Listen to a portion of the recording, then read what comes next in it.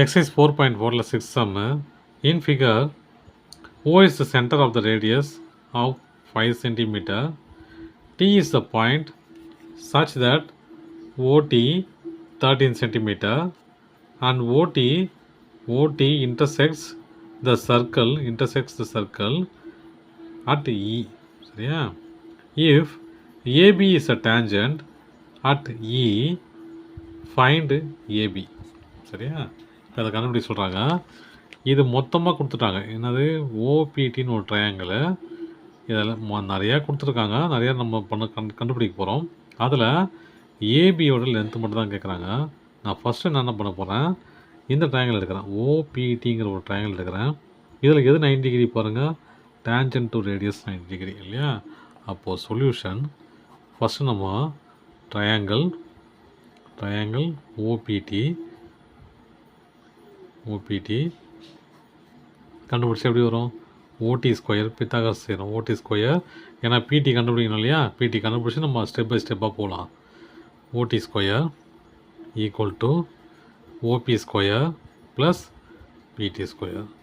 ஓடி ஸ்கொயர் என்னது 13 square equal to 5 square plus BD square 169 equal to 25 plus BD square. BD square equal to 169. இது அந்த பக்கம் போச்சுன்னா -25. அப்போ பிடி ஸ்கொயர் ஈக்குவல் டு 144. அப்போ பிடிங்கிறது 12. இது முடிஞ்சிச்சு. இப்போ மொத்தமாக எவ்வளோ, இது மொத்தமாக 12. சரியா? இப்போ நான் என்ன பண்ண போகிறேன், அடுத்து ஏஇஇபி கண்டுபிடிக்கணும். ஏஇ ஒரு பக்கம் கண்டுபிடிச்சாலே போதும், அதர் சைடும் ஈக்குவலாக இருக்கும். அது ஏஇ மட்டும் கண்டுபிடிச்சா போதும். இதை மட்டும் கண்டுபிடிக்கணும் அப்படின்னா எனக்கு தான் தெரியணும், இந்த சைடு தெரியணும், இந்த சைடு தெரியும். ஏன்னா ஓடிங்கிறது 13, ஓஇங்கிறது மட்டும் அது ரேடியஸ் இல்லையா? இது 0 டு சர்க்கிளோட எண்ட் பாயிண்ட்டு, இதுவும் 0 டு சர்க்கிள் எண்ட் பாயிண்ட்டு 5. இது பாருங்கள், இது ஈட்டிங்கிறதுனா அது 13ல் 5 போச்சுன்னா மீதி 8. அப்புறம் இந்த பக்கம் பாருங்கள், இது 12 மட்டும் தான் கொடுத்துருக்காங்க. இப்போ நான் என்ன பண்ண போகிறேன், இது ரெண்டு ஈக்குவல்னு சொல்ல போகிறேன். ஈக்குவல்னு சொல்லி ப்ரூவ் பண்ண போகிறேன். ஏங்கிறத நான் அப்புறம் சொல்கிறேன். முதல்ல ஈக்குவல்னு சொல்லி ப்ரூவ் பண்ணலாம்.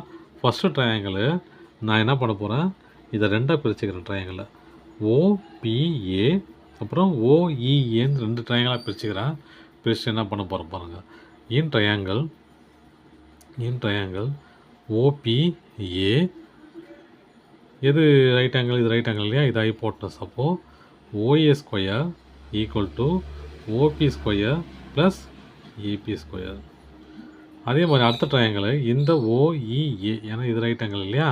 அதனால் ஓ இன் ட்ரையாங்கிள் ஓஇஏ, இதில் ஹைபோட்டனஸ் அதே தான் இல்லையா? OA square equal to AE square plus OE square. இப்போ பாருங்கள், இதில் 2 ரேடியஸ். எது ரேடியஸு? முதல்ல இது 2 ஈக்குவேட் பண்ணிக்கலாம். 1 and 2 ஈக்குவேட்டிங் ஃப்ரம் 1 and 2. இந்த ஓஏக்கு பதில் நான் இதை போட்டுக்கிறேன், இந்த ஈக்குவேஷனே எடுத்து போட்டுக்கிறேன். சரியா? இந்த ஈக்குவேஷனுக்காக இந்த ஈக்குவேஷனில் ஓஏ வருது. இந்த ஓஏக்கு முன்னாடி நமக்கு தெரியும் இல்லையா? OA square equal to OB square plus AB square. இதை எடுத்து நான் அதில் போட்டுக்கிறேன். போட்டு நான் ஈக்குவேட் பண்ண போகிறேன்.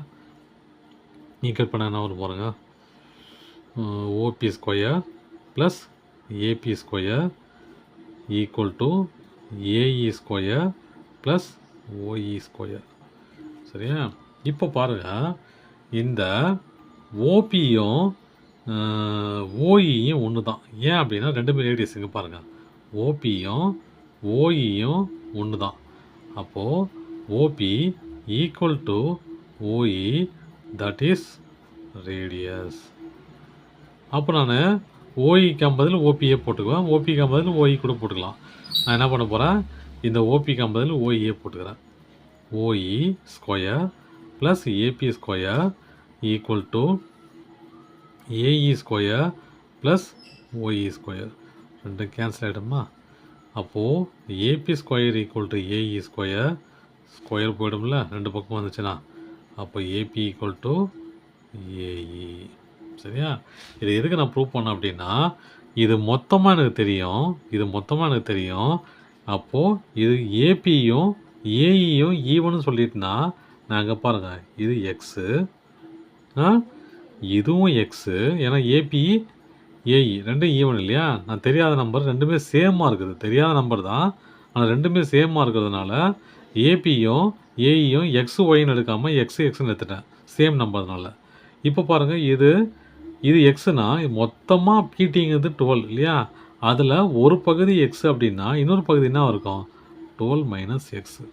இப்போ ரொம்ப சிம்பிளாக முடிஞ்சிச்சு. ஏஇடி ட்ரையாங்கலில்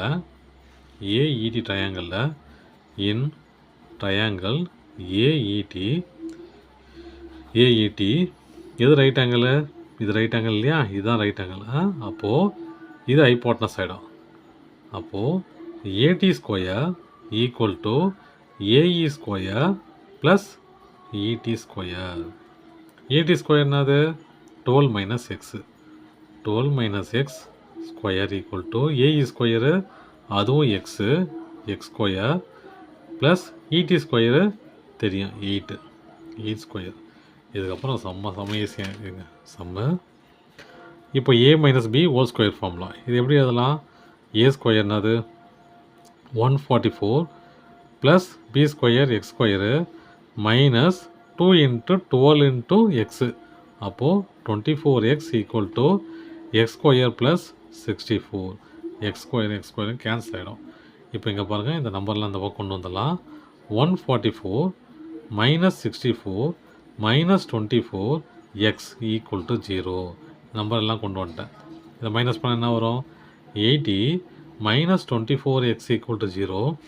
அப்போது இந்த நம்பரை கொண்டு போயிடலாம்ல, எக்ஸ் தானே வேணும் எனக்கு. இந்த பக்கம் கொண்டு போனால் minus 24 X equal to minus 80, minus cancel ஆகிடும். 24 எக்ஸ் ஈக்குவல் டு 80. அப்போது எக்ஸ் ஈக்குவல் டு 80/24. 80/24. இது ரெண்டால் டிவைட் பண்ணிக்கலாம்ல. இது எத்தனை டைம்ஸ் இருக்குது? 12 டைம்ஸ். இது 40 டைம்ஸ். இது 6 டைம்ஸு. இது 20 டைம்ஸு. இது 3 டைம்ஸு. இது 10 டைம்ஸ். அப்போது X equal to 10/3. X equal to 10/3. இங்கே பாருங்கள், எக்ஸுங்கிறது 10/3 அப்படின்னா இதுவும் என்னவாக இருக்கும்? 10/3 தான் இருக்கும். அப்போ இதுவும் என்னவாக இருக்கும்? 10/3 தான் இருக்கணும். ஓகேவா? இப்போ ஏபியோட லென்த் தானே கேட்குறாங்க. அப்போ ஏபி என்னது?